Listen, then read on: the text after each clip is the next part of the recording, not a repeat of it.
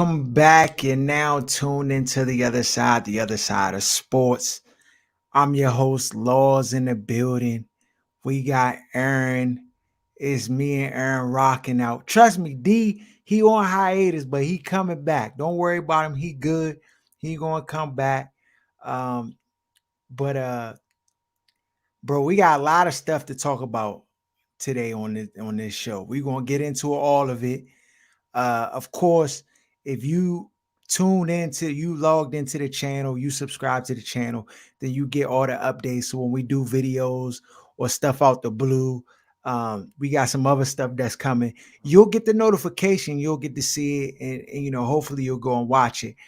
But before we get into the main stuff, because what I want to do with this show particularly is to address a lot of the fan base out there and the people who listen to our show, rock with our brand, and really just break down and clarify why we had the perspectives that we do. Because I think that there's a lack of understanding. There's some ignorance in there that people just aren't aware of certain things and how people move. And I think what people have heard contradicts the facts. So we want to try to get into that. But before we get into that, we got a question of the day, but it's a little bit different. It's a little bit different because I saw this clip, and after I watched the clip, and I was flabbergasted because I could not, for the life of me, understand where this privilege and entitlement came from. So I'm gonna play the clip real quick. We can look at it, analyze it, and then we can give it talk about it a little bit. Okay, here go the clip. This is replacing our question of the day. Here you go. I had a woman at work tell me, you make it hard for women like myself, because I told her that I'm not going on no damn Applebee's date. If a man tell me we're going on a date, we're going to Applebee's, I ain't no he going by 2 for 20 himself chick. because I'm not going. I'm not no 2 for 20 chick. I'm a 2 for 20 if I'm buying it for myself. No, I'm a 2 for 20 if we've been in this thing for a long time. No, and we just kicking we it going, but we're going to lunch. We know me. We not. You not. I want to take you on a date. You not finna 2 for 20 now meeting you, and our first date would not be Applebee's. Yeah, or second or third. My friend just told a guy she didn't want juicy crab. And that's cool. Okay. Well, it's because there are women who will take. Like I told her, I'm not making it hard for you because first of all, me and you don't even date the same circles. We don't date the same men. Yeah. The men I date, that's not even gonna come out of their mouth. Like on a first, second, probably or third date, they're not gonna be like, let's down. So that's the type of men that she's gonna attract. Okay. Because she's taking down. And that's fine. But she could date a guy of a higher status if she didn't take down. Hey, and a guy's gonna let somebody gotta date him now. So she's going to do that. But a guy's gonna treat you how? Wow, I'm gonna give you Ruth Chris when you like Applebee's. Yeah. And then we gonna always be at Applebee's. Always. Because they trying to set the tone and see what it is.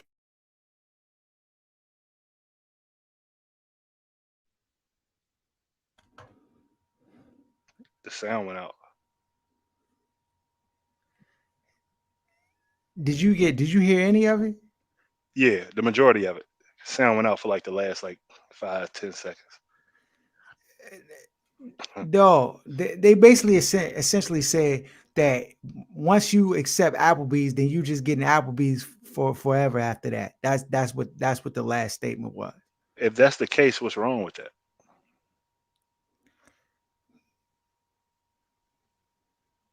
See, we got to try not to get too real on this. So we're gonna leave certain aspects out. I'm gonna get real. Certain aspects out. These youngins don't need to be entitled to say what they not getting and what they. First of all, they all talking about dating. So at whatever age bracket they're in, they're all single. So let's start there. There are no husbands involved in this conversation. That's first and foremost. So that knocks down the whole premise to begin with. Secondly, what's wrong with a Bama that can afford Applebee's or eating at Applebee's as compared to, see, if it was a chain restaurant with more prestige behind the name, they'd have been fine with it. They'd have been fine with it. Like if somebody said we going to Ruth Chris or we going to Morton's or something where she could post on IG and make it look like you know what I mean? She's shaking and moving, then that would have been fine. So it's not the fact that it's a chain restaurant. It's and another part of this joint is these youngins be lying, dog. If I pulled up on them and said we eating at the IKEA food court, they saying okay and they showing up. It's all for social media and for other women, dog. Dog, where did the social media get to the place where this is acceptable, dog? Where you can just get on the internet and just lie about everything, dog. Bama's is not knocking their doors down to take them to Roof Chris and Morton's, dog. Not them. They don't qualify. Physically, they do not qualify. That's first and foremost. People can get mad and not like it, but they don't qualify for $200 dates, dog. Especially not off the rip. It's not happening. I don't care what they say. I want to see proof. And I want to see the last 4 digits to the card that was used to pay for the meal. Because they pay for themselves if they posted that joint on the IG or the Facebook, dog. It's a lie. Dog, and this is the thing. They can make up their scenarios and how they gonna respond to stuff that will never happen. Nobody's asking them to go to Applebee's or any like. That's a fact. They're not even asking them to go to Applebee's, dog. Dog, I don't know where these bum Jones got it confused where somebody in their DMs, it like. It's not reality, Harold. It's all about competing with other women on social media. That's what it's really about. It has nothing to do with men for real, for real. It has nothing to do with aspiring to be married or dating for real, for real. It all has to do with this image they want to portray. It's the same thing that goes along with the music of being the baddest bee. Like in social media, kind of has people aspiring to stuff that's not in their real reality for real. Like I think we had a conversation about this the other day where the youngins, if their grandparent was successful, their grandfather was riding around in a Cadillac at most, Grand Marquis, something like that. These youngins out here expecting Bamas to have Benzes and Bentleys and all this other kind of stuff. It's illogical, dog. It's illogical. This is less than 1%, less than half of 1% of the population that's out here really living like this, sustainably. I'm not talking about Bamas that's using their last of their last to go, you know what I mean, live a type of lifestyle that they can't really afford. I'm talking about Bamas that can sustain that type of lifestyle is less than 0.5% of the population. So this is the thing. I saw a post on Dat Truth. People who listen to the show know about the Dat Truth channel on Facebook. It's a Facebook group talking about 6 figures is not enough anymore. So what is a high value man if 6 figures is not enough anymore? I'm like, y'all already have a shortened like dating pool, and opposed to trying to widen it, you're trying to shorten it. They're trying to what they're really trying to do is discredit anything that a straight man says about what his standard is, and him not having to accept any woman just because her skin is black. That's what it's really, really, really about. They feel entitled to a man no matter how successful he is because they feel like other women of other complexions are entitled to those men that are of high status. You don't hear these conversations take place between white men and white women. You don't hear it between Latin or Spanish people and Spanish women. It's just a black conversation because the facts about finances in that community, and there's a civil war going on between or by a big chunk of women who are in a certain age bracket who basically look at their future and say they're not going to have a man in their life. And so the conversation is basically, do you need a man? Do I need a man to be happy or not? And they don't like that conversation to take place. So they basically discredit all the people saying you need to go get somebody versus they don't want to date a dude making 40, 50, 60,000. You're gonna be taking the trash out every day. You're gonna have to, if you hear some noises downstairs, it's gonna be you and your high heel stilettos got to go downstairs. Dog. and right now when you're 30, it's fine, but when you get 40 and 50 and 60 and the body don't work like the way it used to work, and you're doing all these things for yourself, it's not set up for anybody to be by themselves in that age bracket. Men, women, anybody.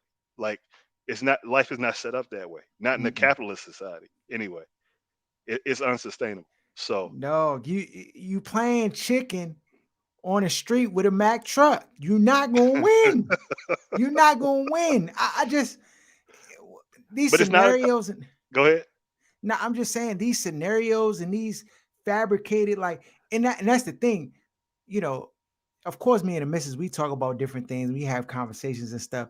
And a lot of times we on opposite end. But I'm like, I already won. I don't like it doesn't even apply to me. So I don't have no stake in the game to be like, you know what I'm saying? Like actually, right.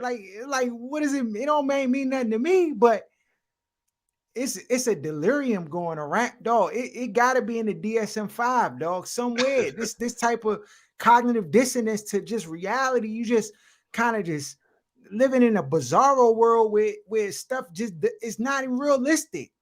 It's kind of funny because you can't really, because their argument is 20 and 30 years off a lot of times. Let's say at the age bracket they at now, 10 and 15 years off. Mm-hmm. You can't really, like, what you gonna go back on social media 15 years from now and be like, see, I told you. You can't really do so. They kind of feel like they have the freedom to say whatever and just take whatever position they want. Because it would just be insensitive even if you did go back and be like, life looking real rough for you over there. You know what I mean? Like, no, it's like, yeah. And they already see themselves as being like they kind of, the writing's on the wall. They kind of got the message that, look, this is probably going to be what my life looks like for the rest of my life. So let me go ahead and make the best of it and at least act like it's the life that I chose versus the life that I ended up with based on decisions I made. Yo, okay, so this is the perfect setup. The perfect setup for our next topic, though. Spoiler alert, right off break. I'm just going to let y'all know there's a spoiler alert coming. If you don't want to hear it, go ahead, tap out for the next 10 minutes or so. Insecure, season finale. And usually, you know, on our show, we kind of go through the different episodes and we'll kind of talk about different things. In this situation, we just let it play all the way through. We got here down to the final straw, right? Anybody who's watching the show, like I just want to take a moment to say one thing before I get into the actual episode and spoil everything. Insecure is a phenomenal show. I just gotta say that it's a phenomenal show in every aspect of phenomenal. It's one of a kind in the topics that is broached, in the representation that is provided for Black culture, Black people, for the perspectives that is shown around Black people, us being educated more than just a rap video or rap song or athlete. It showed so many layers to just our culture, you know, how we, you know, maneuver in different spaces and stuff. And I just think regular, dog. Just being regular Black people. Just being regular Black people. I think this show hit maybe 95% of all Black culture and what we're into and how we operate and act, like, on the head, right? You know, I'd even from it's the best Black show, best modern Black show in existence.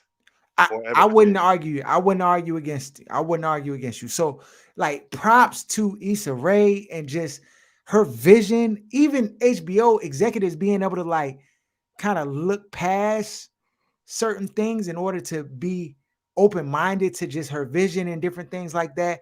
And, like, her show, like, you know, because she had the awkward Black girl on YouTube, and it kind of spun, you know, and it kind of gave her the opportunity to, like, get the HBO show and stuff like that. And from season 1 to now, the show has been like, it didn't really take no dips. Like, it kind of stayed on par. You know, the comedy in it was consistent. You know, they had characters and they kind of, I thought it was brilliantly done. So with that said, like, the show is phenomenal. If you haven't watched it, I would advise you, you know, check it out. You know, even if you're a guy, like, The Jump is a great show. But with all that being said, the finale, Molly gets married in the finale to one of her co-workers who's another lawyer. And granted, when I saw that, I was like, I had to, like, temper myself. Like, I had to turn the dial down because I was like, but discussing it with the missus and kind of looking more, I'll say, objectively, Molly did do some things. She went to counseling, even though she got slandered for it initially. I would say this season, she's been the most amenable out of all the Mollies in all previous seasons. Like she's just been very like easygoing, chill, laughable. Like they really show a polarizing difference. Now, the only kind of gripe I had with the whole situation was that it happened like it didn't show the work that's required to kind of get there. Especially for someone, a youngin' like Molly, who was so entrenched in her kind of mindset and like entitlement that it's like it almost made it seem like she just turned it around and it was just like poof, I'm a new me, and like that reaped the benefits of what she desired in her heart, which I think from the outside looking in, it could be misleading to youngins who kind of sit in that same space. That's what I'm gonna say about that. Issa Rae's situation, on the other hand, her character out here thotting it up, running around. She dating one Bama who has issues, but she's not really completely honest about her, like her, I would say just in a space of not even insecurity, but just like in a space of like just going with the motions, which people do, just kind of just float along. They're not really committed. They're not really sure if what they have is what they want, but they just like just kind of just rock with it. They're like, I'm just gonna ride the boat and just see where it goes. And then those boats collide when her bad decision, she called what's the Bama name? Lawrence in the middle of the night off of like just a random, and then she hung up before he picked up. He called her back. They didn't talk. So then when they were like actually face to face, it was just in a bad, it wasn't the right timing. And they tried to have a conversation there. Her boyfriend is there. That Bama don't like what's going on. He like, hold on, bro. Like you pressing my youngin out. Like I'm gonna need you to chill. And it's, male testosterone coming to the picture. All of that just kind of build up. And then she ends up like breaking up with Nathan, who's the dude that she's with, and then they fast forward some time passes, and then her and Lawrence eventually get back together. He got the baby mom, he got the son out of wedlock with the Slim, and now him and Issa almost like fake happily ever after type Joan. They show her at Molly and the dude Torian's wedding, and like they're there together and stuff like that. And then she gets off of work and she comes home and it's like the stepson and Lawrence there, and like they one little big happy family.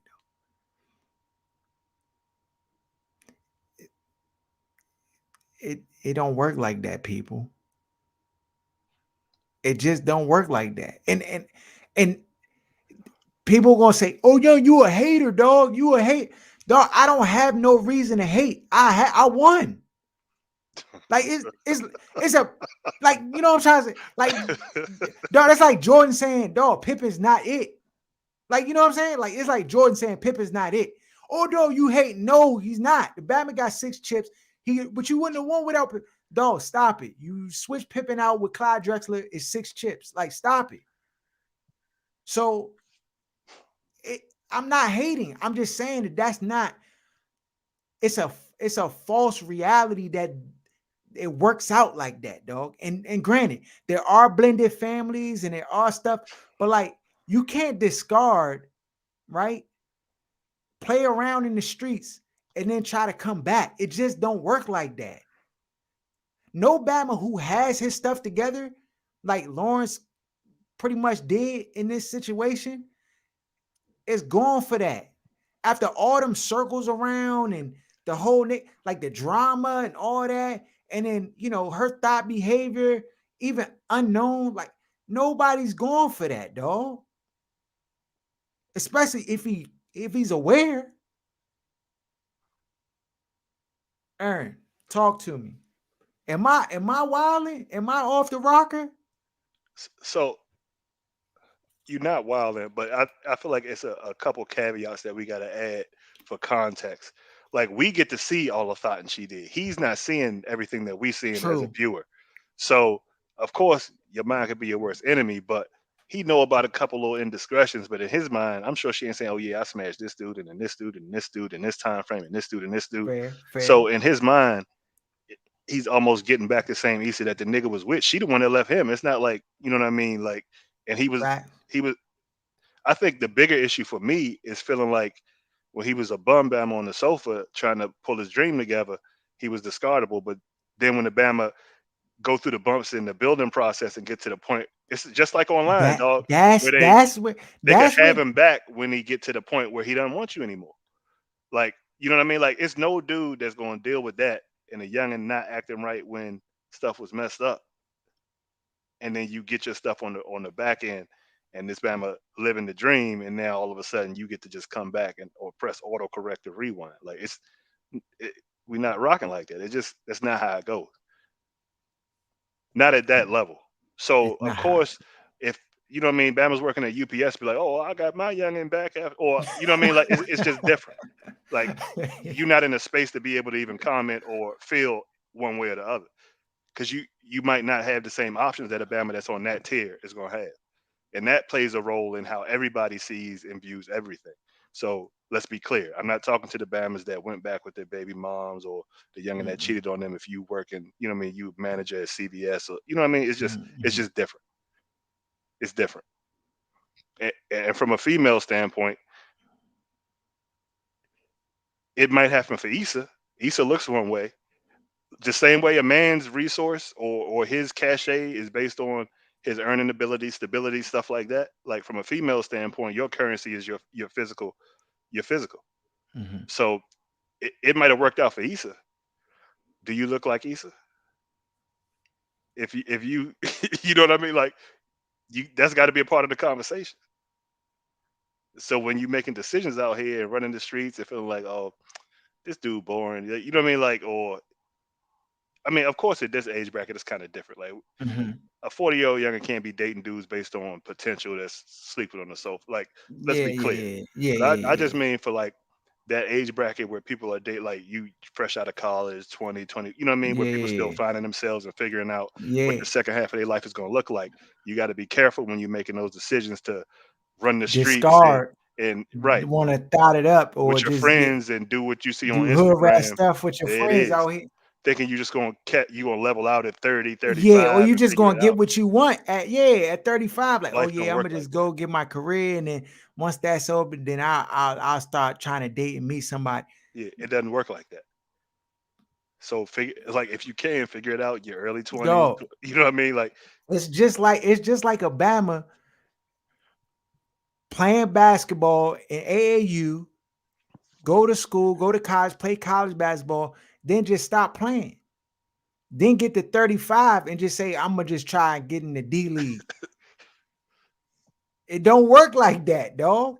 Now, is it one Bama who did it? Probably. It's probably one Bama, but he don't stay in the league long. Because that's just not how that like it's yeah, I'm gonna not go be a how it's set rapper up. and then I'm gonna come back and then pick up the basketball later, so or vice versa. You know what I mean? It's just you gotta be careful, though. And the It decisions just you don't make work like that. as it relates to dating, they're going to come back and you're going to see them directly reflected in your face 10, 15, 20 years down the road. So choose wisely. Yeah. I think, and granted, I think the show tried to because this is the final season to the jump. So, of course, for context, they had to like pack a lot of time into a short span. I just think if you watching from the outside looking in and your brain doesn't like put the logical synapses together, you could miss. It's like when Bama's give birth on TV. Like if you've really seen a birth before, the jump on TV is like light years away from the truth of how it really happened. Even when youngins have sex on TV, like you never see them like put on the protection and nothing like that. They just start smashing, kissing, smacking up against dresser drawers and all types of stuff like that. And it just that's not how it really go, dog. And Not how it so happened. so so I just had to like give a disclaimer because you youngins out, it's a lot of youngins out here that just thinking like, oh young, that'll be my story too. Like I can just be dysfunctional, I can just be out here in the streets and just do whatever. And like I don't have to really do no real work and it'll just fall in my lap. And you could kind of like as perfect as the show is, you can see that it's written from a woman's perspective. Like if you take the same show and have a guy write the last episode, the two things you talked about, Issa ended up with Lawrence and then Molly get Mhm. married, don't happen. It happens the other way around. Molly by herself, and then Issa is stuck in the streets or with settling. You know what I mean? That's just how it goes. And that's kind of the conversation we were hitting at before, like just a male and female perspective in this community. That's just how a man does not want to feel like he's sloppy seconds or he the last choice or, you know, you messed up. And like men are very prideful. Men have a lot of like our worth in many cases can be built in how the women that are in our lives see us.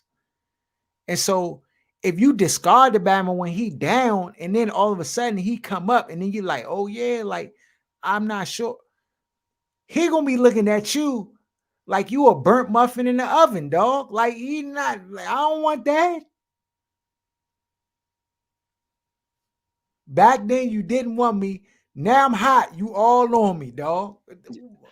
And I think part of that also, like just to add a little bit of context, is before Lawrence got his stuff together and came up, they started dressing him different. You could just tell the whole vibe they was trying to give from Lawrence was completely different from like the first season or two. And so like stuff he was dealing with even then, he was kind of a lame. So then when you look at him when he up, you expect him to make decisions that somebody that's been up or who been, you know what I mean, like that's their life for real, would make, when in reality, the Bama, like you would say, like a Herb Johnson auto, like a square kind of dude from the jump. So in that scenario, if you kind of separate the fact that it's a TV and a chosen actor versus somebody in their real life, like that, you can kind of see where that decision would be made. Like they did everything perfect, dog, because they got the right Bama to be Lawrence, dog. He, you know, I can say this. He a well-dressed, good-looking man who came up. He could play both sides. Like he could play the square and the Bama that's winning. And, dirt ball Bama don't play brand, just, you know, leeching. Both roles is believable. Yeah, dog. Bama start hitting the weight room too, dog. You start filling out shirts and everything at the end. I'm like, dog, they got my man Buff Bagwell on here. The youngest wasn't commenting on him the first two seasons. Then by the third season, he was a sex symbol on social media. First season they was slandering the Bama, dog. They was slandering. Oh, Lawrence he's a dog. He just slept with the Bama haircut and everything changed, dog. He was getting the fresh shape up. Hate him. Yeah, now the Bama clean as a whistle every day, all day. You know, youngest love him, dog. So yeah, and they just so it's a great show. I definitely, again, you gotta watch it, dog. You gotta watch it. Even Molly's communication, like I thought they did a real good job in showcasing her level of communication in the last season, because that's what used to be like her Achilles heel all the time in these relationships. She started to communicate and it started to help her. Youngins need to, that's a note. If I'm leaving you with any gems, these youngins out here who want to be married, want to be in a relationship, you have to learn how to communicate. This whole, the Bama got to figure out what's going on with me, or he got to know what, or he got to be up my butt and see what's going on with me and hit me up and just be about me. Dog, them days is finished. You got to learn to communicate openly about what you experiencing, how you feeling, all X, Y, and Z, things that's going on. The dude will move accordingly. He will move accordingly to how you communicate. And granted, I'm not saying this is a one-way street of communication, but what I'm saying is that the days of, well, he should know, that whole bit of he should know or he can't tell that I'm like, don't work. I'm telling you, it don't work. But yeah, dog, 5 out of 5 stars for the show. Definitely go check it out. On to some sports. I guess for those who ain't peeped the show yesterday, we could go ahead and just show it, dog. 2 defensive linemen, college teammates as well. Oh, well, Allen in particular was very vocal about their performance last week when they were really shredded by that Philadelphia ground game. So that's what happens when you're on the way to a possible 3rd straight loss. Got to try to calm them down. I want to see that, especially amongst guys that are going to be in the same exact room. And I've seen a lot of things on the sideline, and I have no idea what was said, but I have never seen a teammate like that, with Jonathan Allen taking a swing. And Ron Payne, don't know what he said, don't know what Jonathan Allen said. Is that a direct result of the 56-14 L that these Bama's was catching? I think they might have been down 42 at that point. I mean, that's a part of it. Or is the bigger thing that there's no leadership in the locker room? I think we knew that part, though. We've been like kind of teasing at the fact that Ron seems kind of lost, and it's just a bunch of people just doing whatever they want to do over in that building. Even though we were sold on that being the reason they hired him, is him being able to kind of rein things in and get things under control. So he doesn't have control of his coaches, the players. Clearly, when you look at the biggest outbreak the league's seen has been with the Washington football team. It's just a bunch of stuff that you can kind of get a sense that it seems like he's just there. Like, I can't point my finger to one thing that he does elite or that he's great at as a coach since he's been here or since he was in Carolina. Other than MVP Cam carrying him to that Super Bowl, I can't point out anything stellar about Ron Rivera's coaching career. I can point out something stellar. This Bama is a great con artist. I tell you that much. Oh yeah, the excuses is elite. So I'll take that back. His level of excuse making and not answering questions is elite. But from a beneficial football standpoint, I can't name a single thing. Nepotism? I don't know. So again, people follow us. People, they see some of the statements I make on Twitter. I go ham on Twitter. Yes, follow me at Laws That Live By on Twitter. We on there going heavy. A lot of people seem to think that this is Dan's fault. That the culture, that everything that's going on with the team is all Dan Snyder's fault. Do you agree with that? I mean, Dan's biggest issue is he's a fanboy. And in the era that he's a fan of is this dinosaur era of NFL football. Like, he just falls in love with these old dinosaurs who do things the old way, who think an old way. Like, we saw LaFleur, who's the head coach of Green Bay, come through here. We saw Kyle Shanahan come through here. We saw Sean McVay come through here. And none of those get Dan excited. But then you talk about a Joe Gibbs or a Marty Schottenheimer or the brother of John Gruden, Jay Gruden, or, what's Bruce Allen, who's the son of George Allen. All of this nostalgia seems to rile him up and get him excited.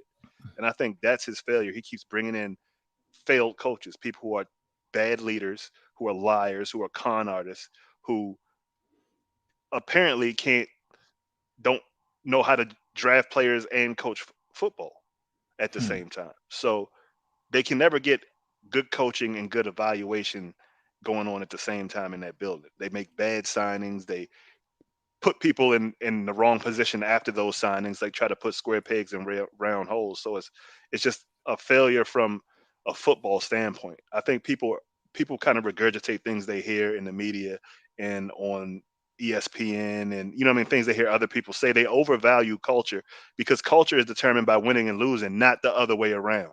Like, you don't bring good culture and then all of a sudden you start winning.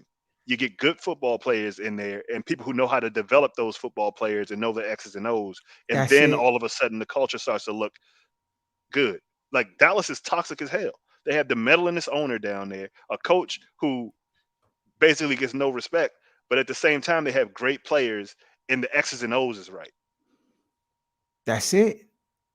If you look at what the owner of the Patriots just got caught up in, if you look at the owner from San Francisco that was charging the players money to get Gatorades in the locker room, you look at the crackhead coach they got in Indianapolis. It's like people try to point the finger at Dan because they don't know the real reason that the team is bad. And that's the point that I was trying to make. That when you talk about culture and you talk about just some of the different things, because shout out my man Colin. He sent me a thread with all the stuff that Dan Snyder has been involved in or done.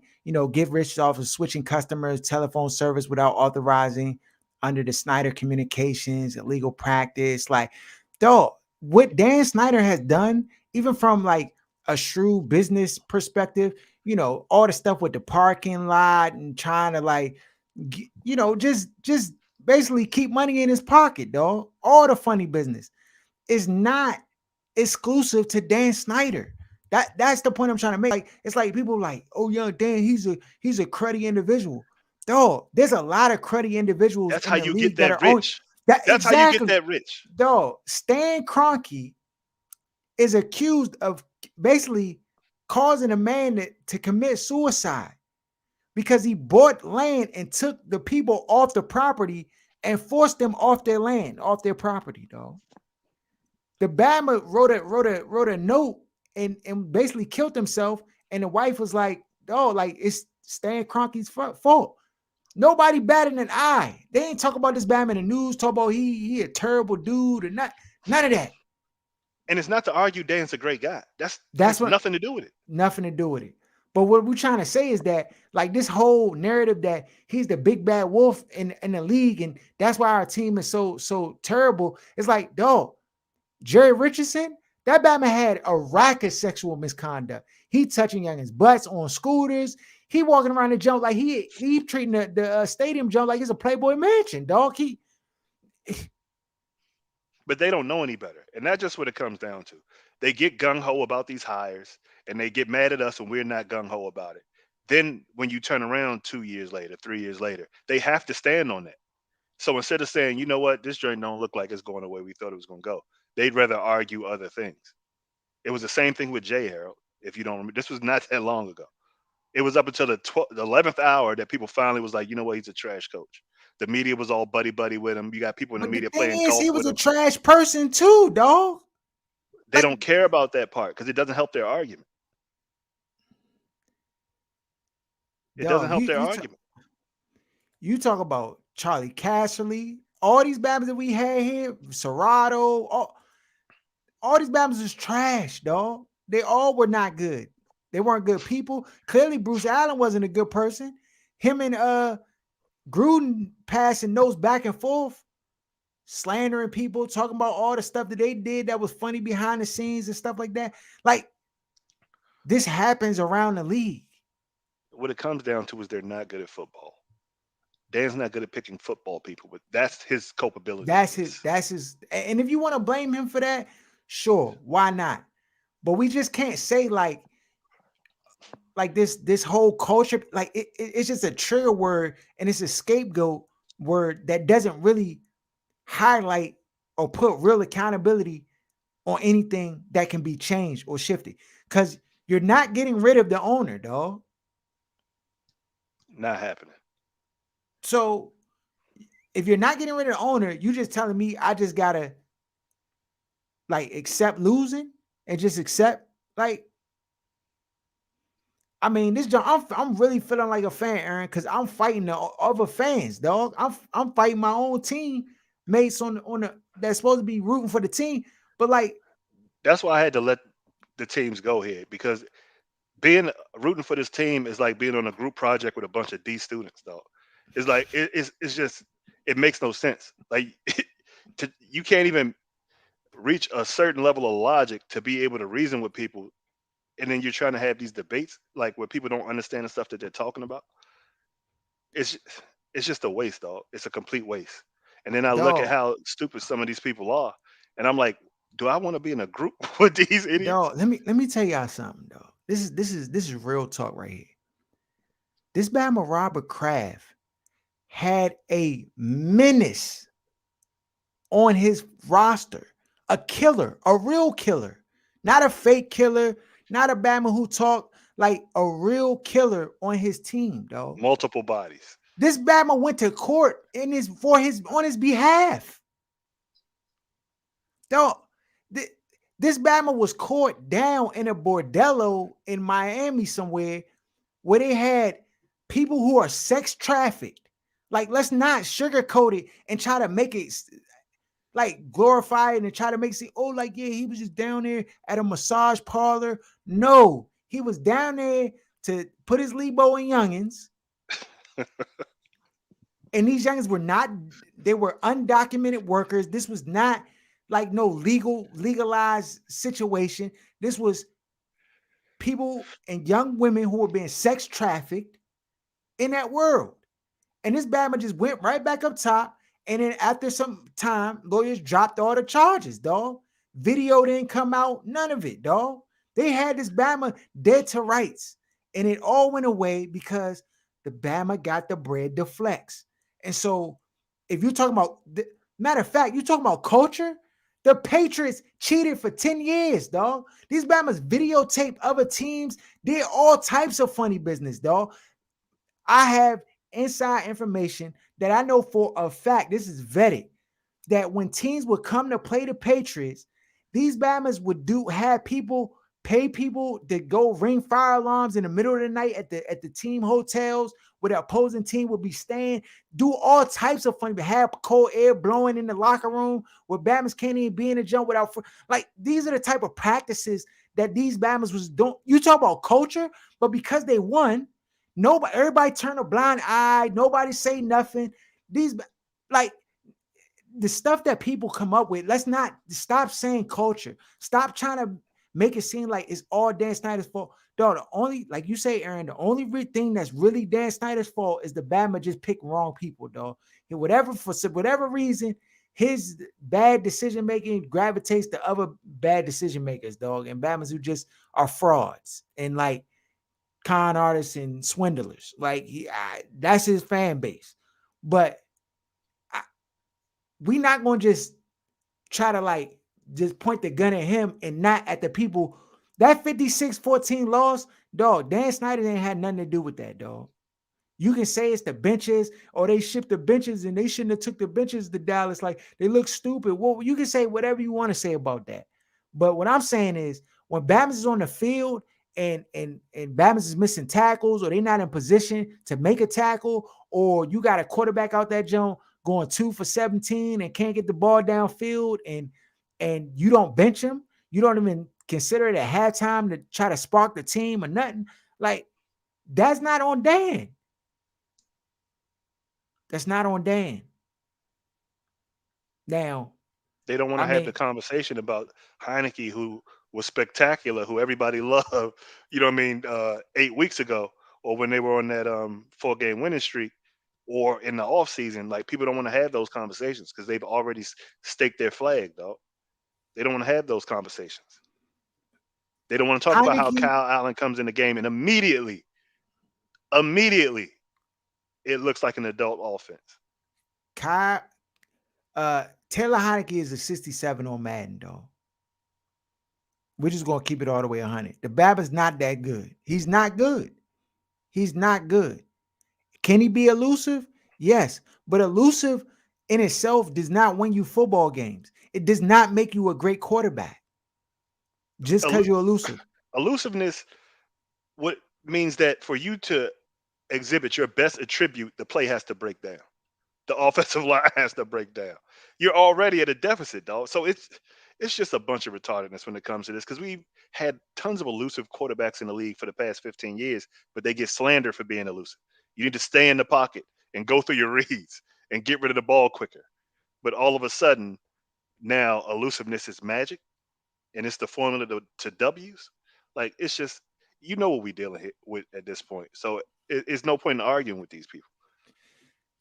That's why I root for them to lose every week. Up the way, go up 95. You drive up there long enough, you're going to run into the New York Giants.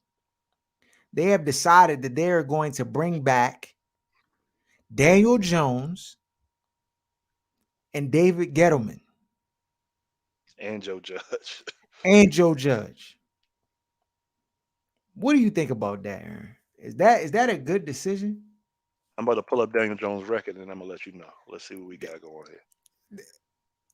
We know what his record is, dog. I don't. I'm about to pull it up. His number, I remember last year we was comparing his numbers to Dwayne Haskins, and it wasn't that much difference. It wasn't that much different. I mean, I wish D was here to just kind of say it, because sometimes people think, oh, you watch the football team, you biased, you're not going to keep it. Listen, bro, he's not it. We told you he's not it from day one, 3 and beginning. 9, 5 and 9, 4 and 7. It's egregious. 12 and 25 overall. 45 touchdowns, 29 interceptions. And his first, in this year is the first year where um, the ratio wasn't egregious because he's 12 to 24, so 1 to 2. But But he last missed year, 4 games. 11 touchdowns, 10 interceptions. No, that was his rookie year. Since he's 11 touchdowns, 10 interceptions, and then 10 and 7 this year. So, yeah, look like trash to me. Hot garbage. Get him out of here. I don't know what is going. What are they looking at that leads them to believe that there's a glimmer of hope that bringing him back is going to provide for this team? They don't need that when you got the complexion for the protection. It's just what happens when you draft a guy in the first round. He gets to play out his time there. The only white guy I can think of this happening to is Josh Rosen. And he was That's the saying point. F Trump and all that. And you know they don't rock with that. But other The than that, whole league MAGA. EJ Manuel's the only other guy I can think of that got the treatment like Dwayne got, where it's like you don't get to play out the fact that you were a first round quarterback. You don't get to play it out. I just don't. I don't know what they're looking at. I don't know how Dave Gettleman got the cachet to just even say he coming back. Wasn't this last chance to get the team together? That's what we thought. And after the debacle of a season that they've had and being terrible, you figure it'd be over with. But apparently it's not. Apparently it's not. This joint is baffling to me. This dude, him and Taylor Heineke might be neck and neck, dog, stat wise. And they bringing him back again. Joe Judge might be the only person in the equation that I feel like he probably should get another opportunity. But at the beginning of the season, the Bama was really trying to be Judge Dredd out there and yelling at Bamas and doing all type of stuff, and Bama started to retire. Like, we told them that was going to be reflected in the season. We it's so funny, dog. Bama's get mad and get bent out of shape when we say stuff ahead of time, but then when it plays out, nobody apologizes, nobody acknowledges. We don't get. Hey, y'all was right, dog. I never get no DMs like, "Hey, young, y'all was right about this." Zach Kirk's still Wilson, under 500. You said Zach Wilson was some trash. Trash. No, you was right about that, dog. Oh, you said Kirk Cousins is a loser, and he's a loser. Dog, Kirk Cousins is not making the playoffs this year. Despite what his numbers look like, oh, young, he lost Thielen for 2 excuses, dog. Excuses. He's a loser, dog. He's a loser. We told y'all. And it's okay, because this is a thankless job. You know what I'm saying? We come out here, we keep it 100. Sometimes it takes courage to stand on the side where nobody's gonna like your opinion or what you have to say. It just, it got me in trouble when I was younger, because I was the type of dude, I just ain't follow what everybody else was doing. I'd be like, oh yeah, y'all about to go. Oh yeah, I'm going over here. And sometimes you not popular. Sometimes you kind of the outcast. You got to learn to stand alone. Because, dog, we was right. And I'm going to tell you what's going to happen with Daniel Jones. They're going to try this experiment again. They're going to bring everybody back. It's going to be, you think Joe Judge was on a team heavy this year, trying to like get Bama's to fall in line and do what you think next year? All the pressure just go up more. And the thing that's crazy is Daniel Jones already got one coach fired. I don't know if he's going to make it to 3 coaches, but I didn't see a scenario where you could bring both back. I felt like it was one or the other. Like somebody's got to be responsible for this. Is it the head coach? Is it the quarterback? But you can't have both of them completely absolve the blame. And it appears that that's what the case is going to be. And you were thinking that, and this is why the NFC East is just, you got these old people making these old decisions, dog, like so conservative. Like neither one of them has done anything to come back, particularly the GM. who forced this, drafted him too high, and wanted to be right and go against the grain when everybody else said, "Nah, that ain't it. We didn't see anything at Duke that would suggest you should be drafting him this high." And then they just bring everybody back. No, like nothing happened, and nobody has to explain anything. It's just, and the season is still going on. So they're just like, and granted, was it last year or the year before they had a chance to like keep, like, I think Washington out of the playoffs, and didn't they just lay an egg and just didn't even try? I could have sworn it was them, dog. I just, that was Philly, because remember that's Philly. They were going to win, and they took out they took out Hurt they took out and put in the Hurts. bum. Yeah. That was Philly. But yeah, you're right. I just don't. They have not done anything to warrant bringing them three gumps back, dog. They are trash. Daniel Jones, bro. I need what you got, dog. Because whatever that is, young, like, this dude is a fumbling machine. He turned the ball over every game. Like, you know the drill.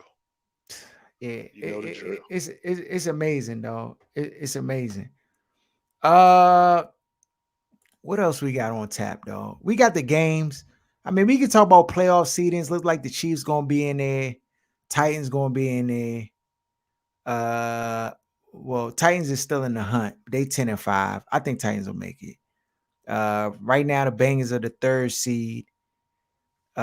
Bills is the 4th seed. Colts 5th. Patriots 6th. They lost to the Bills. Chargers on the bubble. Didn't they lose to the Texans, yeah? They got washed by the Texans, actually. Yeah, they got smoked. Yes, they done. I don't know what's up with the Chargers, dog. They can't. Shout out my man Gabe. They just can't get right, dog. They got all that talent, and I mean, I know COVID hit them, but still, it's the Texans, bro. You can't be losing to the Texans. These winnable games. I think the Washington football team, they got the Eagles this week? They do. And the Eagles trying to fight for the playoff spot. So they're gonna be trying to win this week. It's all downhill for the Washington football team. I'm just keep it all the way a buck. They done. They not gonna get this W this week. They not getting it. We got our games. Before we talk about a little bit basketball, before we get out of here. Atlanta Falcons at the Buffalo Bills. Bills are favorite -14.5. I'm going with the Bills, dog. Bills need to win. They need to win everything here on out. You said they play who again? Falcons. You're not going with Matt Ryan. Hell no. You got the Giants at the Chicago Bears. Bears are favorite -6.5. Looks like Bears going to have a coaching vacancy when it's all said and done. You think he's finished? Yeah. Finished. They play the Giants. Bears are favorite -6.5 versus the Giants. That's high. It's high. That tells you how bad the Giants are. Yeah, but I think I'm gonna go with the Bears. Yeah, I think I'm gonna go with the Bears too. What you call it? I guess it's not good either. The backup quarterback that they were playing in New York. Oh, Fromm, he's trash. Fromm is trash. He's trash. And you like how they overlooked this Bama statements about superior white people. Should be the only ones with guns. No, they put this Bama in the game. They started him this week. Dog, it's out of control. It's out of control. Dog, it's like I don't. Yeah, dog. I just want to be clear. The league is made up of misogyny and racism, dog. Like, it's just. If he would have said if only straight people or if only non-Jews could have guns, he couldn't. He wouldn't be in the league. His cleat couldn't even be in the locker if he said that. They'd have burned his locker, dog. His name would have got. They would have had a ball boy go in the joint, snatch his name tag off the joint, scratch it out. He wouldn't even been able to set foot in the locker room, dog. I'm going with Chicago, dog. Kansas City Chiefs at the Cincinnati Bengals. Chiefs are favorite -5. Chiefs have been playing, dog. Your boy been looking mighty good. Chiefs are back. I'm going Chiefs against whoever. Chiefs -5. Okay. I'm rocking with the Bengals, dog. I'm rocking with the Bengals. Miami Dolphins at the Tennessee Titans. Titans are favorite -3. Dolphins, they coming off a Monday night win. Fighting for a playoff spot. Waddle was cooking, fighting for a playoff spot. So this is gonna be a good one. This is definitely gonna be a good matchup here. I'm gonna go Dolphins. I'm gonna go Tennessee. Vegas Raiders at the Indianapolis Colts. Colts are favorite -6.5. Damn, give me the Raiders. I'm going to go with the Colts. I think the Raiders they're done. Jacksonville Jaguars at the New England Patriots. Patriots are favorite -15.5. Hold up, what? Jacksonville Jaguars at the New England Patriots. Patriots are favored -15.5. Give me the Jags. Is who's gonna be the new coach of the Jaguars? So to me, the no-brainer pick would be Byron Leftwich. Mm-hmm. We saw Andrew put up a story today where they're saying they wanted to interview. Damn, who did he say? I know it was Todd Bowles was on the list. It was Todd Bowles and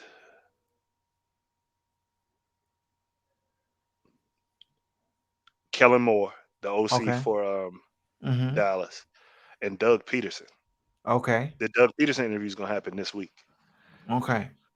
Who gets the job? Doug Peterson probably going to get the job. Like once you throw a white guy with a Super Bowl ring in the conversation, that's going to be the piece that always tips. It's going to tip in that direction. I think Byron Leftwich, that would be the perfect job. But it sounded funny to me. They're not trying to. They're not gonna let him inherit the best quarterback, young prospect in the league. You know what I mean? Like black coaches just don't get that.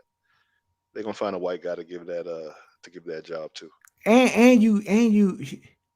That's the best job in the league. You know what they gonna really try to do, because this is the move. What they try to do is they try to offer the job and see if you would hire the person you want.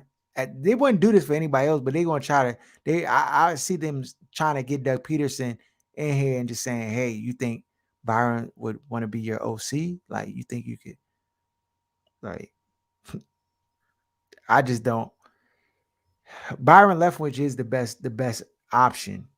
He's the right in any other scenario. If it was a white O coordinator who just won a Super Bowl the year before, whose offense was dominating the league that year, Kyle Shanahan, Josh McDaniels, who was with the same quarterback in Belichick up in New England. You know what I mean? Sean McVay, any of these people, they get the job. They're the next hot candidate, not a retread.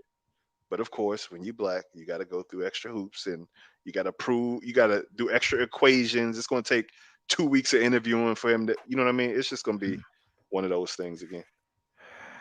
It's unfortunate because I like Byron Leftwich. Come on down to DC. Come on down. Carolina. They're not going to fire Con Rivera. There's no way. They're not firing Con Ron, dog. Carolina Panthers at the New Orleans Saints. Saints are favorite -6.5. Who was the quarterback? Ian Book Monday night? Oh, for the Saints. Yeah. That experiment is over with. Is over with. Talking about Taysom Hill. Get that bum out of here. It's over. Carolina Panthers. Will Cam Newton be back next year to be the quarterback of the team? Nah. They gonna go with Sam Darnold? I don't even think they're gonna go with Sam. I think they got to find somebody else because Cam can't. He's not Cam anymore, dog. Physically, the ability's just not there. He wasn't elite enough in other areas of the game at quarterback to be able to sustain not having the physical tools. The physicality is what made him great.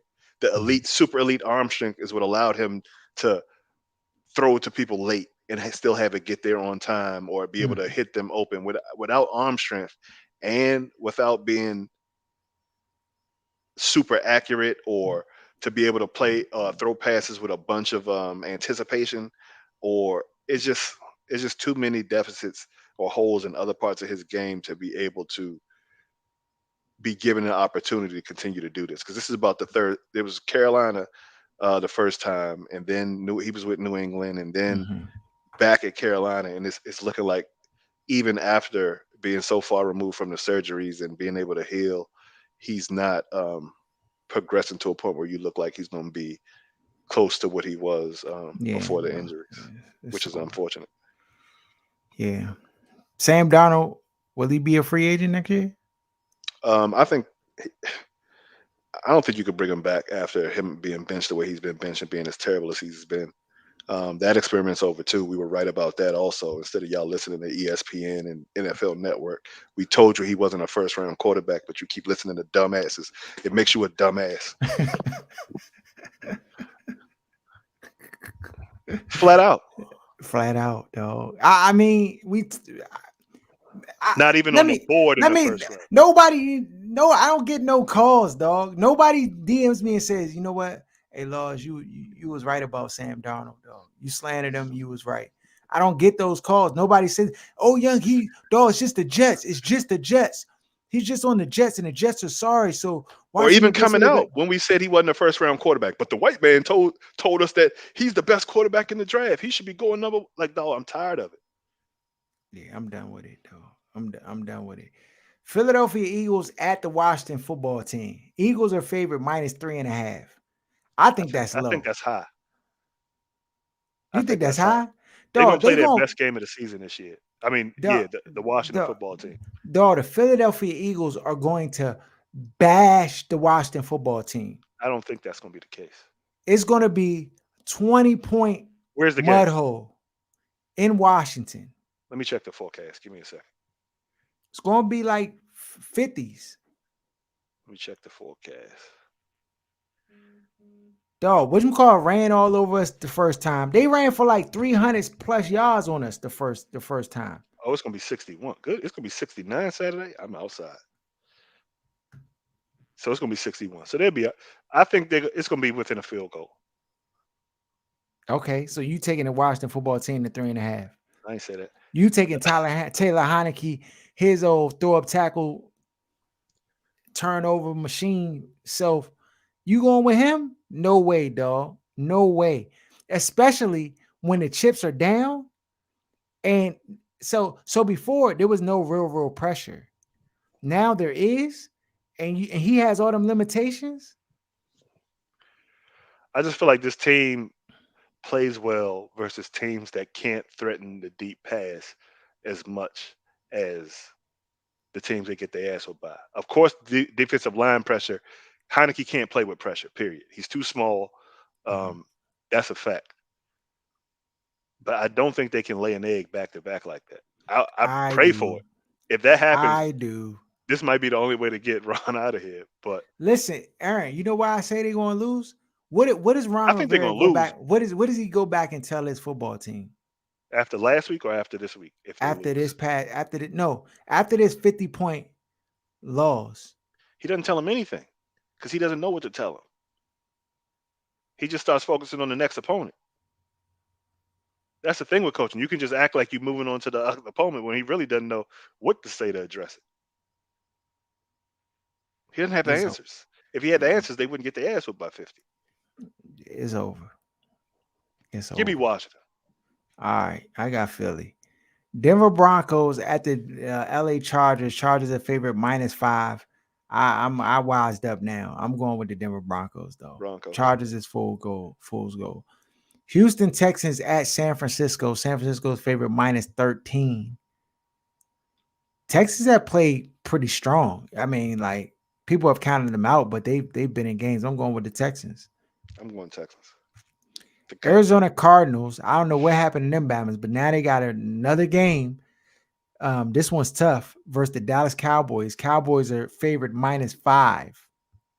Hold up, playing who? Cardinals. Give me the Cardinals. I like Kyler Murray too in the Cardinals. Detroit Lions at the Seattle Seahawks. Seahawks are favorite -7. Detroit has played well 2 weeks, even with backup quarterbacks. That's why I don't be that whole bit about, well, we had all these players out for Rona and we couldn't. Dog, every team is having to manage that, dog. I hate excuses. You either get it done or you don't. But don't make excuses. The depleted roster and we didn't have our guys and this, and that. Like, stop it. You know how many flag football games we played with scrubs on both sides of the ball, young? If you out there, what you trying to do, Aaron? Right. Don't show up. Just tell them, you know what, we got too many injuries. We're not going to play this game. We'll take the L. That's it. That's you don't get it. to go out there, put bad stuff on film, and then make excuses. And that's all he seemed to be able to do consistently. Dog, we ain't have enough guys. Hey, young, I ain't even going to the field, dog. We ain't even got enough guys today, dog. It is what it is, young. We're just going to have to take that L. But they going out that jump just to get mud hole. So I'm going with Seattle -7 versus Detroit. Seattle. Okay. Rams at Ravens. Ravens are underdogs at home 3.5. Laying 3.5 to the Rams. I'm going with the Rams. If they trying Josh Johnson back out there, definitely the Rams. Yeah. Is Lamar sitting for the rest of the regular season? It seemed like it. It seemed like they not even going to risk it.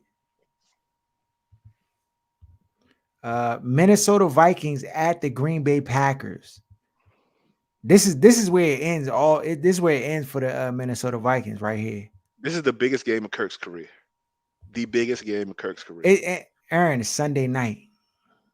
This is the biggest stage for him to correct all of the things that everybody said about him, since he's such a B, and every time they do an interview with him, it goes back to the noise and things he's hearing the outside people say about him. If he wants to shut people up, win the game. Win the game. Aaron, he can't do that. Win the game. If you can't win, what does that make you? But games like this require more than just having the right play calls.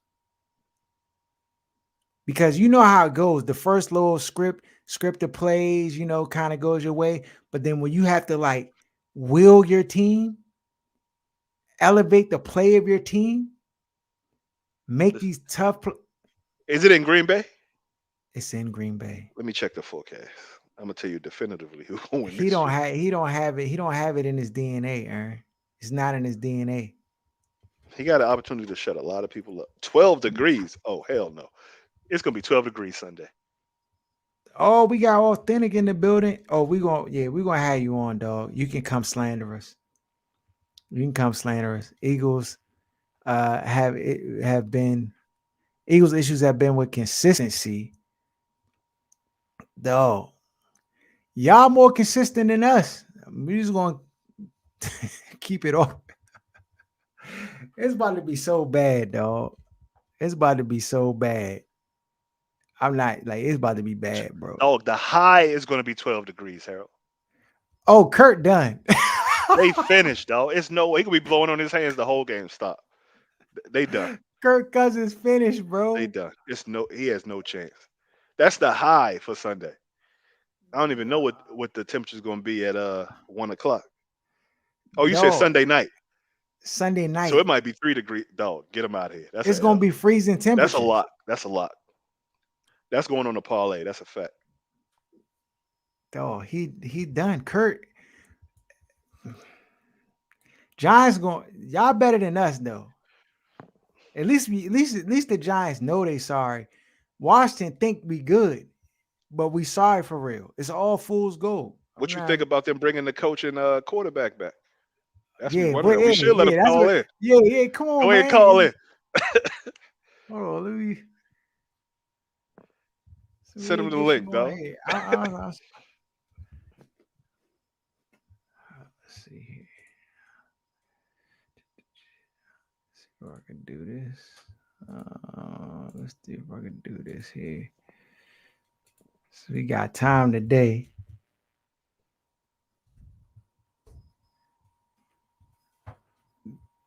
There you go. See that there. Yeah. Dog, Kirk done. Kirk Cousins finished. He finished, You couldn't bro. write a better script. 12 degrees is the high, and they playing on Sunday night. It's gonna be what, 8:30, 9 o'clock? That temperature's gonna be 3-4 degrees. The low say 2 degrees, dog. You already know, Harold. And blinking fast. That's his tails. He about to slum when he blowing on his hands and blinking fast. Kirk Cousins, dog. I want apologies. I want somebody to send me a Merry Christmas gift card apologizing for all the Kirk. And you know, people always say, dog, you need to worry about your team. Y'all don't have a quarterback. Kurt is better than anything you have, blah, blah. Listen, he's not, dog. It's like taking Issa Rae, dog. Like, no, dog, no. He said, send it back. Send it back. And Do you want a loser on your team just to go 8-8, 9-7, 10-6 every year?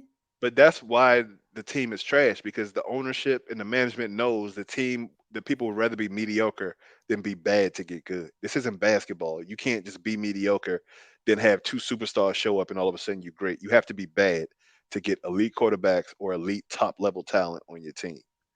And because you want to hover around, you want to try to win games you shouldn't be trying to win, and ending up 7-9 and 8-8 and 9-7, chasing playoff berths when you know you can't win a chip. That's why how 30 years later you end up without a Super Bowl. Like, even if we go back to last year, right? They ended up with a Jamin Davis. They picked, what was it, 19? Mm-hmm. Right. So go back, and instead of winning meaningless games and making all these idiot moves, you leave Dwayne in, they go what? Since everybody hates Dwayne so much, what they win? 3, 4 4 and games? 12. 4 and 4 and 12. 12. And do you pick before Dallas? You do. It is middle linebacker still a terrible part of your team. So if you end up taking a linebacker at They that don't. point, They don't pick him though, Aaron. I think you do, because he had enough name cachet coming out. They wouldn't pick Justin Herbert or somebody who you got to do some digging and film on. But he had the biggest name out of the linebackers in the draft, and that's where they do good, the big names. You don't know he's going to be this good. You don't know that, but they would have picked him, and you find out during the season. They probably wouldn't blister him at all, but you know how Ron is. He doesn't know what's going on. But that's how you get better. You get top level talent, not the third or fourth linebacker on the chart picking for need instead of picking best player available. He's so regular, dog. And you can go back through several drafts and just see where they chase these meaningless division championships. And if you extrapolate and go back, let's say you know what I mean, move up 3 or 4 spots, the player you get versus the player you end up with. And that's the story of being a loser for 30 years. That it comes down to nothing more than that. Yeah, I mean, you do need executives in the building that know how to draft. That matters. That helps. Especially in the middle of the draft. Especially in the middle of the draft. The Browns about to be Baker not looking like, and granted, they were stretching to go with Baker in that draft. That was a stretch for them. He was the most ready at that point. He was the best out of that class to that point. Josh Allen ended up turning the corner, but nobody was taking Josh Allen number 1 because he was being drafted on physical potential. You should have took Lamar, but we said they wouldn't take. That was out of the question. So they weren't going to take Lamar, but we said he was the best quarterback in that draft class, and they didn't do that. So, I mean, they didn't take Sam Darnold. That was correct. Sam Darnold went 2. What were they thinking? I think he went 3 because they took Saquon at 2. The Giants took Saquon at 2. But they didn't take Rosen. I mean, that was the right pick at the time. I just think philosophically they've allowed Baker to be too much a Baker instead of controlling him and having him fall into their system. I think they molded too much around who he is as a Yeah, personality. that personality. Instead of Because controlling got him. more commercials than anybody, dog. Right. I'm like, dog, how you a loser and you got all these commercials? As a rookie, he tied the touchdown record for quarterback. So like, it's not that he doesn't have an ability. It's just that he doesn't have enough leadership or discipline to be who he has to That's be what it is. It's to discipline. put the team on his back. He's just another player. He's not what they say, like a force multiplier where he's making people better around. Nah. Because you see Odell already got more touchdowns on the Rams. He's been there 3 games than he did with the Browns all season. And they're running out of people to blame. Yeah, it's starting to fall. I mean, you heard Steve Smith call him a bum on national TV. Oh, I ain't see that. Yeah, Steve Smith said Baker Mayfield is not a good quarterback at all. Flat out like that. Yeah. All right, last Monday night game, Cleveland Browns at the Pittsburgh Steelers. Steelers are underdogs at home, 3.5. Give me the Browns. Speaking of give the me Browns, the Steelers. Yeah, I go with the Steelers. They just got handed to them. They just got embarrassed. So I wouldn't anticipate that they would come back with a vengeance. They're not trying to let that happen back-to-back weeks, especially not by the Browns. But yeah, that's all of our games, dog. We coming down here the last stretch. Dog, is the app ready, dog? Is they letting the best go through on the app yet? Nah, not in Maryland. We still got to go across the DC line or VA, depending on what joint you on. Oh man, so yeah, that's pretty much it for the day. I mean, we wasn't gonna get into some okay, Authentic John join in. We'll politic with him for a little bit, talk about the NFC East. But dog, you saw John Morant the other night? No, I didn't. Dog, the Bama's clutch. They will trigger the inbound just in front of the Memphis bench. Looking for Morant, who gets it. Morant on the dribble drive. The attack hangs, hits with .5.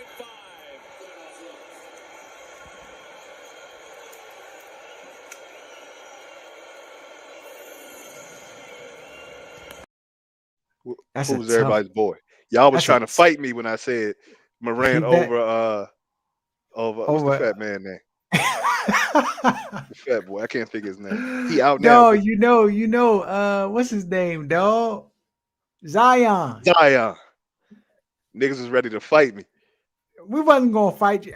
We were just saying Zion was real, dog. But you called it, dog. You knew he Balrog wasn't gonna hold up, dog, in them legs. That Bama is fat.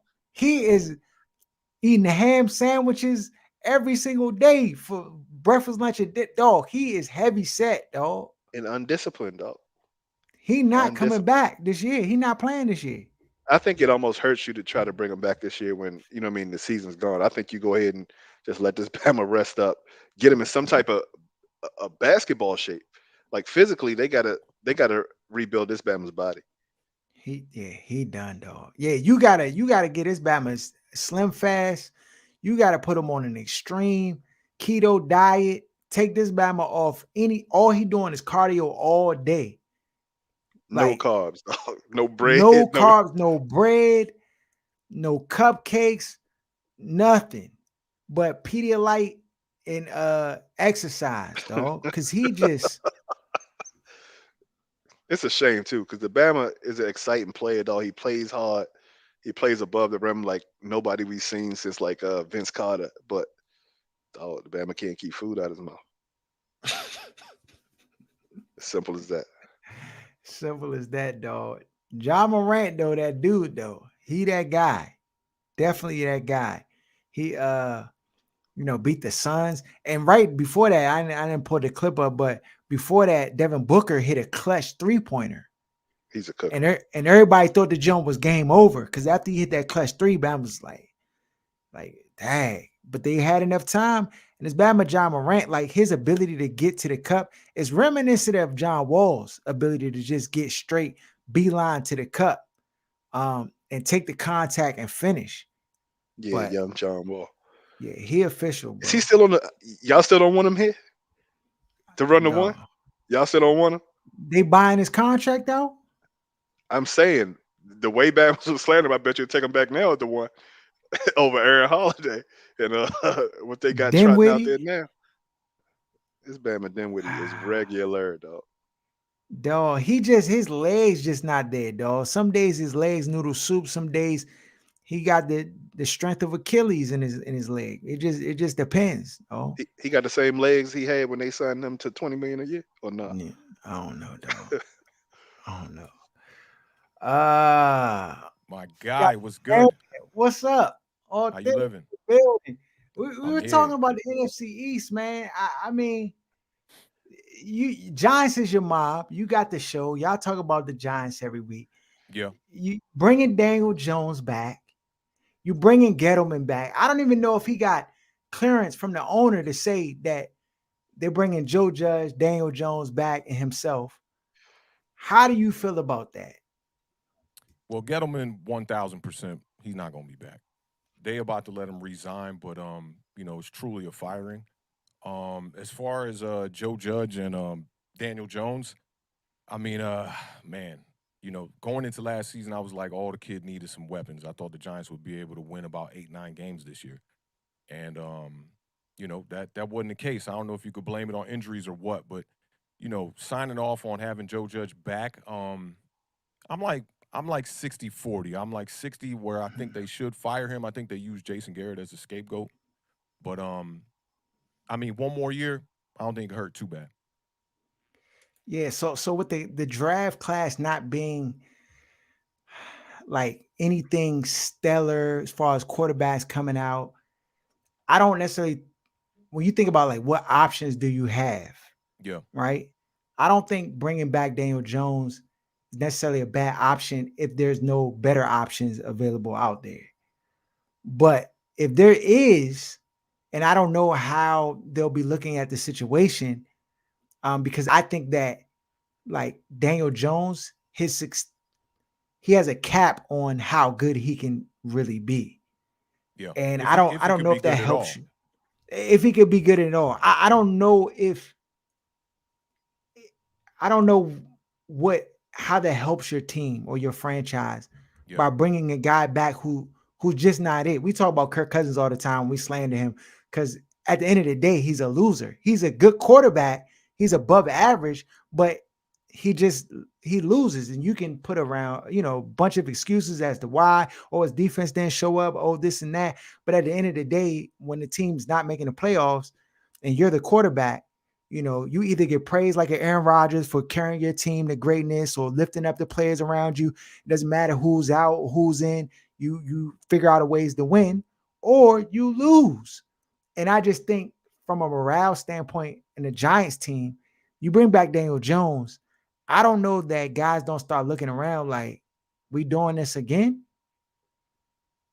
Yeah, I mean, I think that's how some of the players are probably already looking at the situation. You're looking at a guy that in every season he's been out there, he got hurt, so you have to have the backup quarterback is so important in New York.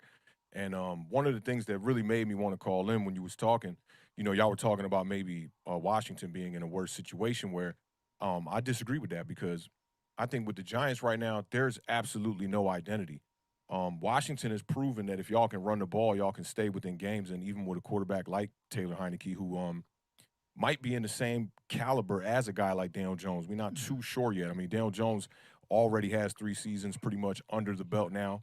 Taylor Heineke just really getting his first crack at it. You know what I'm saying? Just cracked 16 games as a starter for Washington this season, I believe, even if he's there or not. But I think Heineke, he does some things well. Lacks the arm talent for sure, but the biggest problem is when he don't got the running game, he don't got a game, period. He's not the kind of quarterback that's going to go above the X's and O's.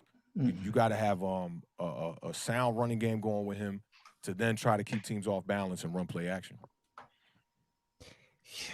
No, I think when you think about like skill set and deficiencies, when I look at Taylor Heineke, to me, he has too many deficiencies. Like if you have like deficiencies and you have stuff he does well, it's an imbalance there. And I just think for me, I think that Aaron, he may have different sentiments around it, but It's like when you're trying to win, when the whole purpose of you playing a football game is to win, and you have a guy who is limited, like Taylor Heineke is limited. I just think you just lower those chances significantly. Yeah, you definitely do. And it makes me wonder, what are y'all thoughts about Washington going into the draft too? Because for me, I wouldn't be mad at the Giants taking a quarterback here.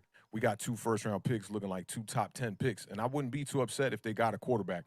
A lot of people in the Giants community, they most of them want to go double up on offensive linemen because the offensive line has been atrocious this year. Daniel Jones really hasn't had a good offensive line the whole time, which I look at the Giants like they're in a worse situation in a way. Y'all record might be a little bit above the kind of great team y'all are, especially getting the field goal win against New York at home at the beginning of the season. That kind of gives you an extra win right there. But I don't know. I don't think Washington's quite ready to be in the playoffs or anything like that, but I think that y'all are a couple little fixes away from getting that offense right.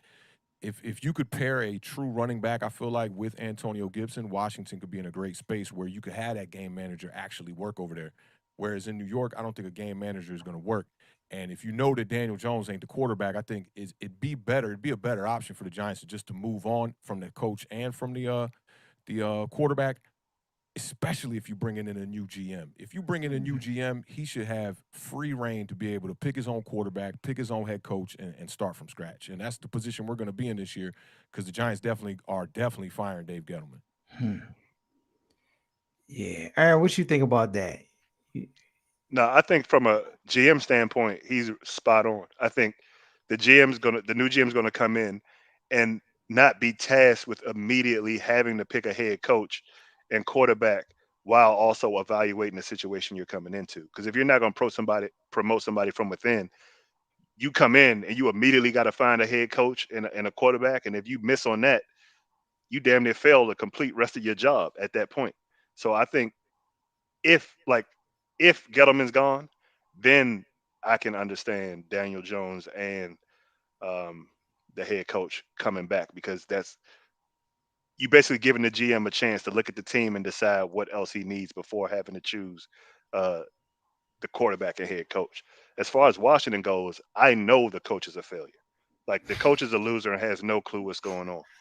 So if you don't have a coach that can 1 pick players, 2 develop them, or 3 have the answers from an X's and O's standpoint or anything, I don't know where you go from there. I think without having a super elite quarterback come in that can carry everything on his back, like an Aaron Rodgers, a Peyton Manning, somebody like that that can lift all sails, I think with Ron Rivera, you're basically going to be spinning your wheels and in the middle of the draft every year until you fire him again and start over. The same situation Washington's been in the last 30 years. That's a solid point. Yeah, that's definitely a solid point. Yeah, with Washington, it's like, it kind of goes back to what y'all were saying about Kirk Cousins. It's like, do you want a guy that's going to be 8-8, 17-game season now and whatnot? Maybe win you 9 games, maximum 10 games, but settling for that, we're just a good team. And you're right, you can make up a lot of excuses for situations like that. The Giants now, we've been in the dumps for so long. We're talking 5 straight seasons now with 10 losses. Like, I'm starting to look at it. If you remove the 2016 team with Odell Beckham and the boat trip, this has been a bad team now for a decade plus right now. So I definitely feel the 30 years pain with y'all. And it just seems like you would maybe want to switch roles with us, restart it, hit reset button, whereas Giants fans are kind of looking at it like we just want to get back to average.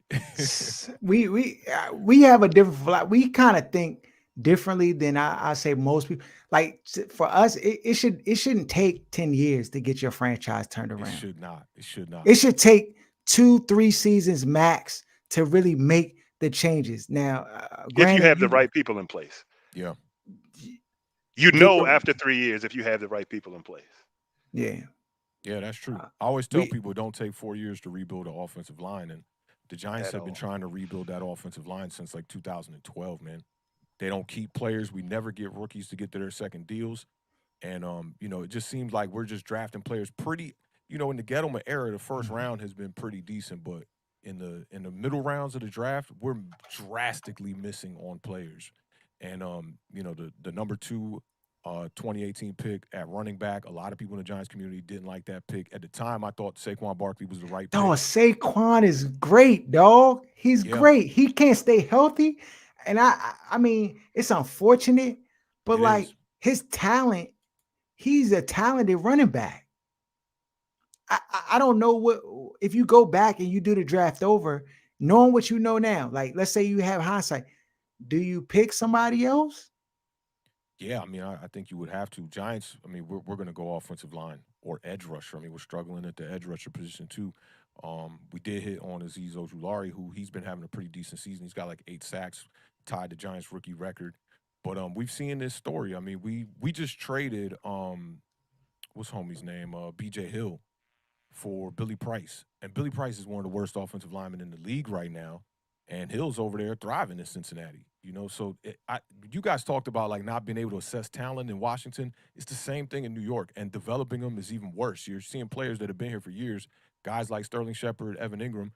Their game has not matured. They've been the same players since they just got into the league, and the same issues that, you know, hold them back are still holding them back. Sterling Shepard being injuries, and Evan Ingram being just drops and just not being able to keep his head in the game. So for the Giants, it's almost reset. I went through the roster. I did a podcast earlier today, and I was going through the players I would keep. It's only about 7, 8 players on the whole roster I would keep right now. The whole roster? Yeah. Come on, the whole roster trash like that? No, stop it. It's a very young team already. You know, they tried to fill a couple of holes, but there's not a lot of young talent on this team. You know, the Giants had no Pro Bowlers, and I know everybody knows that the Pro Bowl is a voting competition, but it does speak volumes to the players that are popular and getting on other teams' radars. And the Giants had 0 Pro Bowlers selected, like none. And I'm thinking, like, who could even go to the Pro Bowl? And there's slim pickings, I'm telling you. Maybe Xavier McKinney, and that's about it. People can't stay healthy on this team, you know? And that's been a detriment, and one of the biggest excuses for the quarterback is that he doesn't have a healthy roster around him. Last year was he don't got the weapons. They've never invested in the weapons. Darius Slayton was a 5th-round pick. The only skill position drafted during. So then they paid Galladay $74 million. He looked real. He looked like he stole money. He's looking very average right now, but that's why I'm off the quarterback too, because there's no way a guy like Galladay should not have a touchdown this late in the season. He's sitting on just under 500 yards and 38 catches. You got to look at teams like even the Texans with Davis Mills at quarterback. They still find a way to get the ball to Brandon Cooks. You could throw me out there. I'm going to get more than 38 receptions, though. If I just run around all season, like you're going to fall into 38 receptions. So that's definitely disappointing. And he's up near the top as far as receivers go for the New York Giants. That's how bad it's been this year. And not only this year, it was like that last year. Even when we had Golden Tate on the roster, he led our team in touchdowns. He had 3 touchdowns on the season. Haven't had a 1,000-yard wide receiver on this team. You know, I can't blame it all on Kenny Galladay. Tate got the talking. He got the talking behind the scenes. They ain't like that. To the camera. Remember Monday night? Yeah. He scored that touchdown, and he said, "Throw me the effing ball right into the camera." They don't like that. Everybody who like the Eli Apple, they got him about it. Anybody who talking reckless, Eli Apple. I mean, they had to get rid of him, and that's just missed draft picks in the Jerry Reese era, you know, which we thought was bad until we got to Gettleman. But I will say this: like Gettleman, I thought that he was doing a decent job of bringing in talent. I did think that while he's bringing in players like Adoree Jackson, Kenny Galladay, you know, Kyle Rudolph was signed. He definitely tried. He definitely gave it a valiant effort at the end. He was like, "Oh yeah, writing on the wall. Okay, let me go ahead and just pull the trigger and try to make something happen." I thought he essentially saved himself. He almost did, I think. And if the Giants could have won a couple more games, it would have spoke volumes for him, you know, in that front office. But being that it's going so bad the way it is, and the offense is just it's been a dismal offense since Dave Gettleman got here. I mean, let's be real. Like, even when the 2018 team with Saquon Barkley and Odell Beckham, they didn't put up big numbers like that. It was a fun season for us. We only won 5 games, but it was a fun year because at least you got some highlights. When I look at the recent years with Daniel Jones, there's not even highlights. It's just bad football. You're looking at back-to-back seasons now with the lowest amount of touchdowns that you will ever find out of a starting quarterback in the NFL. This year was 10. I think he got 10 touchdowns this year and 11 touchdowns all of last season. That's just not starting quarterback material. And you know, a lot of people want to blame the last 2 seasons on Jason Garrett. And if you go back to the 2019 season with Daniel Jones with Pat Shurmur, you know, Daniel Jones, he did put up 24 touchdowns in 12 games, but it was at the cost of a ton of turnovers. He led the league in turnovers. He had 19 fumbles. 6 of them fumbles got returned for touchdowns from the other team. They don't get you W's. That's not gonna get you W's. No, what you gonna do these last 2 games? You just going I know it's hard to have your heart in it when your team is basically is done. Like how you just going is there anything behind the game when y'all play us? Because I think y'all about to mudhole us. Like I don't know what's going on. We fighting on the sidelines, all types of stuff going on over here. It's bad, bro. It's bad. Yeah, that was crazy to see that fight on the sidelines. But you shouldn't be putting your finger in the white face for real. I mean, I've been clocked out for a while, man. I've been clocked out, I would say 4 or 5 weeks now. I've been clocked out. So you've been doing stuff. You've been recording on Sundays and making beats, just not even like just the game in the background, because that's what I've been doing. I mean, I just had watch a game every game. You know, every NFC East game, especially, I watch because you know I gotta report on it. At least. I'm podcasting like 4 days a week. So I've definitely been following Washington heavy. I mean, I've been following Washington heavy. My co-host is a Washington football team fan. And I'm you know, y'all been having some interesting games. I'll keep it real. Up until this last one, the winning streak y'all were on, I mean, every game I was on the edge of my seat. I thought they were really fantastic games. Down to the wire, the back-to-back games, 17-15. You know, it was very interesting to see y'all go on that run and you know, actually make a little bit of a playoff push here. Yeah, but it was all luck. It was a little bit of luck. And it was lucky. Them last second them 2 penalties interceptions to get us start another the game against the Bucs. I was like, okay, yeah, that's exactly how you fall into a trap game, and the Bucs did. And then y'all went on y'all little streak. I liked it. But yeah, I've been clocked out for a while, and it's just kind of fun to just see like where it's gonna go. You know, with the Giants, I was doing this whole thing, kind of just joking, being like free Mike Glennon. Then we get Mike Glennon. He's playing like garbage as well. We had Jake Fromm come in on Sunday and got his first start, and that was ugly. 25 total yards on 17 throws. The boy looked awful out there. So it's kind of like a joke. You know, the season it's over now. We know it's more than 10 losses. I'm done with it, and it's gonna be fun to cover the playoffs. I've been doing our fantasy show on Sundays too, man. And I got one fantasy team that's about to be in the championship, so happy about that. So I mean, it's football, man. I always tell people like bad football is better than no football. Yeah, facts. Football season is everything we wait for. This Joe, when the football season starts, it's like Christmas for real, because it's like can't sleep, be up, wait, like all the fantasy implications that go with it. So nah, man, for sure. Facts. No, I appreciate you jumping on here, man. I know it was last minute, but you know, it's always a pleasure to get you know, a fellow podcaster on here. You know, definitely have to do it again. Get your co-host on here, the Beard. Yeah, for sure, man. For those of you who don't know, please go follow Awthentik. He's Awthentik on IG. Has a podcast. Every time I look up, y'all live. So y'all be podcasting heavy. That's all. Y'all podcast heavy. So it's Awthentik and the Beard podcast. Yep. You check it out. Always got good content on there. You know, talking about sports and stuff like that. And primarily NFC East content. Yeah, all NFC East content. Yep. The best division in football. That's the best division in football. True name of the show, but it's not the best division this year. We gonna just go ahead. We still got the most chips. You know, we still doing some damage. Yeah, for sure, man. But I appreciate you. You know, taking the time. Definitely. Thank you, man. Shout out to you. Anytime, man. Anytime. Appreciate you having me pull up, bro. Yeah. All right.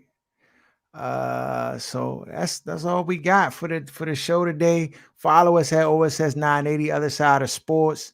Shout out Where's Buffy podcast. Shout out Kicking It with G-Man, Lance J Radio, Free Agent Radio. Shout out to Awthentik for joining us and talking to Giants. And we out.